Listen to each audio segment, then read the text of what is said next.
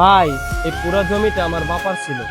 এখন আমি একটু ঝামেলাত করছি, এই জায়গা থেকে আমি 2 ডিসিম জায়গা বিক্রি করে দিন। ভাই জমিটা তো ভালোই ছিল, তো এই গ্রামের মধ্যে ভরে গেছে। ভাই, এটা তো আর গ্রাম নাই, এটা শহরের ভিতরে পড়ে গেছে। ওই যে ওই জায়গার মধ্যে 3 তলা বিল্ডিং উঠতেছে, ওই যে ওই জায়গার মধ্যে 5 তলা বিল্ডিং উঠতেছে। ভাই জায়গাটা অনেক ভালো, আপনি নেন। ভাই রাস্তাঘাটও তো অনেক ভালো, আপনি এখন সুন্দর নিয়ে আসতে পারছেন, আর কদিন পরে প্রাইভেট কার নিয়ে আসতে পারবেন। এটা তো ভাই আর গ্রাম গ্রাম থাকবে না, আর কদিন পরে টাউন হয়ে যাবে। হ্যাঁ, উন্নত হইতে বেশি সময় লাগতো না, কিন্তু ভাই কোনো কিন্তু মিন্তু নাই, জায়গাটা আপনার জন্য অনেক সুন্দর হইব। এই তুই যে জায়গাটা বিক্রি করবি, জায়গাটা আমি কিনবো। বাইরের কোনো মানুষে দেখাইস না। তোর কাছে না কালকে টাকা চাইলাম, এখন তোর কাছে টাকা এলো করতে। আজকে তোর ভাবিরে দিয়া সকালে হরবে থেকে টাকা নাইছি। বাহ ভাই রে ভাই, তোর কাছ থেকে আমি কালকে ধার চাইলাম, টাকা দিলি না।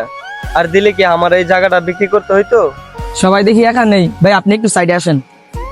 ভাই আপনি যে জমিটা বিক্রি করে দিবেন, আমি আব্বুর সাথে কথা কইছি, আব্বু একটা কিস্তি তুলছে, এখন জমিটা আমগো কাছে বিক্রি করে দেন। বাইরের মানুষের জায়গাটা দেখানোর দরকার নাই, আমগো কাছে বিক্রি করে দেন।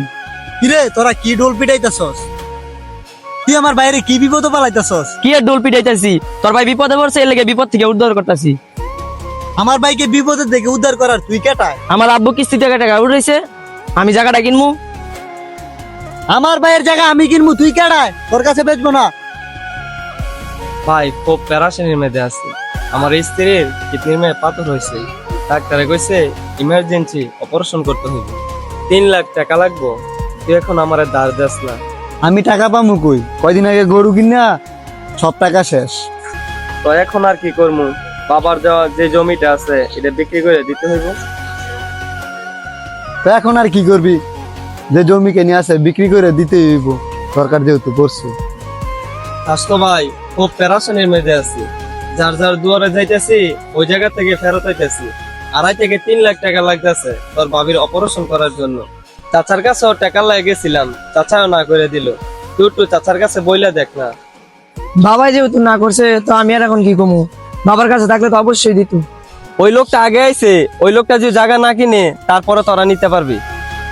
আমরা হইলাম আপন মানুষ, আমাদের কাছে জায়গা বেচবেন না, বাইরের মানুষ কাছে জায়গা বেচবেন।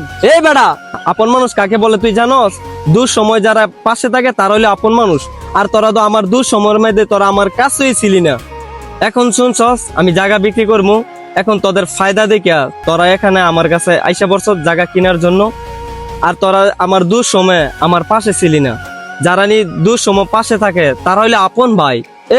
হ্যাঁ আইছে এখন আমার আপন মারাইতে। যা যা। একটা অচেনা মানুষের সামনে অসম্মানী না করলেও পারত। যা যা, তুই জায়গা বিক্রি করে দে। হ্যাঁ ভাই, কি হয়েছে?